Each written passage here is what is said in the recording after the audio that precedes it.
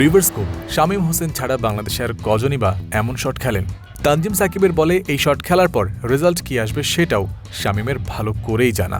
এই ব্যাটারের আছে ইম্প্রোভাইজিং আরও কিছু শট যা নিশ্চিত করতে পারে বাউন্ডারিটাই। যে কোনো লাইন বা লেন্থের বলকে র্যাম্প শটে ফাইন লেগ, স্কোয়ার লেগে পাঠানো যথেষ্ট স্কিলের কাজ।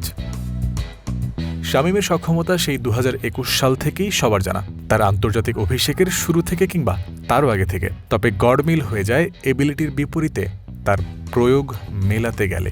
নিউজিল্যান্ডের বিপক্ষে টি-20 সিরিজ দুয়ারে 27 এপ্রিল হতে যাওয়া প্রথম ম্যাচের একাদশে শামীমের সুযোগ পাওয়াও নিশ্চিত নয়। তবে তিনি কি করতে পারেন সেটা জেনে বুঝেই প্রয়োজনের সময় তার উপর ভরসা রাখতে চান ক্যাপ্টেন লিটন দাস।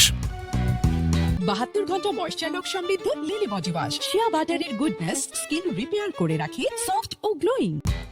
খারাপ সময়ে লিটনের মানসিক সমর্থন পেয়েছেন শামীম, নিজেও তা বলেছেন। তিনি যখন ভালো করেন তখন বড় গলায় গর্বের কথা বলেন লিটন।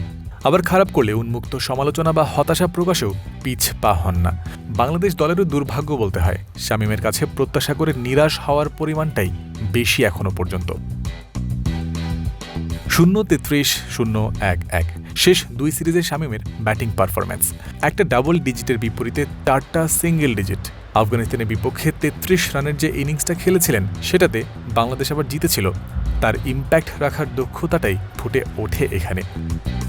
শামীম যেদিন ভালো করেন সেদিন বাংলাদেশের চিন্তা কম করলেও চলে, তবে সীমাবদ্ধতাটা এখানেই। শামীমের ভালো খেলা ইনিংস প্রত্যাশার তুলনায় কমই আছে, পরিসংখ্যান সে কথাও বলবে। 38 ইনিংসের টি-20 ক্যারিয়ারে 20 বার তিনি আটকে থেকেছেন 10 রানের নিচে, অর্থাৎ সিঙ্গেল ডিজিটে। এই 20 বারের মধ্যে 2 বার তিনি অপরাজিত থেকেছেন, বাকি 18 বারই আউট হয়েছেন। হতাশার জায়গাটা হয়তো এখানেই। চোখ ধাঁধানো ব্যাটিং শামীমের আছেই, ক্যারিয়ারের প্রায় 5 বছর পেরোতে চলেছে, যথেষ্ট অভিজ্ঞতা হয়েছে। এগিয়ে যাওয়ার পথে যে ধারাবাহিকতাটা তার সবচেয়ে বড় বাধা, সেটার প্রয়োগ দেখানোর সুযোগ হাতছাড়া করার সুযোগ নেই তার সামনে।